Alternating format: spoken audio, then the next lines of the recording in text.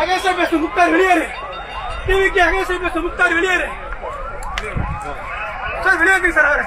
வெளியேறுங்க sir. பிரச்சனை பொய்யா start பண்ணுறேன் சார். பொய்யா ஸ்டார்ட் பண்ணுறேன் சார். வெளியேறுங்க சார். வெளியேற்றுங்க சார். வெளியேறுங்க. யூடியூபர் முக்தார் வெளியேறு. தம்பி போதும் போ. அந்த இடத்துல வந்து யூடியூபர் முக்தார் வந்து பார்த்தீங்கன்னா மாஸ்க் போட்டு மாறுவேடத்தில் இருந்திருந்தாரு.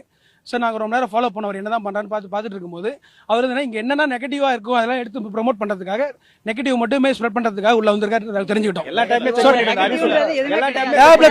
டேப்லெட் தண்ணி வருது, அவருக்கு டேப்லெட் தண்ணி வரலன்னு சொல்லிட்டு ஸோ டேப்லெட் தண்ணி வரல இந்த மாதிரின்ற மாதிரி அவர் பொய்யா ஸ்ப்ரெட் பண்ணுறாரு. நான் அப்போ உடனே என்ன பண்ண திரும்ப வெயிட் பண்ணுங்க தண்ணி வரன்னு சொல்லி தண்ணி வர வச்சு காட்டிட்டேன்.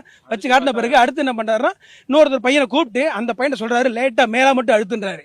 அப்ப தண்ணி வரல. இது உடனே பாருங்க தண்ணி வரலன்னு போட்டு அவர் தனியா போயிட்டு பிரஸ் மீட் கொடுக்குறாரு. நான் சொல்லிட்டேன் நீங்க பொய்யா ஸ்ப்ரெட் பண்றீங்க, தண்ணி வருது, நீங்க இங்க இருக்கக்கூடாது, நீங்க வெளியே இருங்கன்னு சொல்லி அவர் அங்க வந்து பந்தல் மாநாடு நுழைவாயில் வரையும் போய் துரத்தி கொண்டு போய் விட்டுட்டோம். ஸோ இனிமே யாரும் வந்து தப்பா ஸ்ப்ரெட் பண்றதுக்கு வராதீங்க. உண்மையை சொல்லுங்க, இங்க யாரும் உண்மையை சொல்லுங்க, தப்பு இல்ல.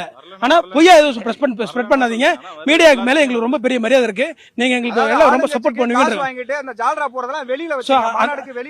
அது வேண்டாம், அது வேண்டாம்.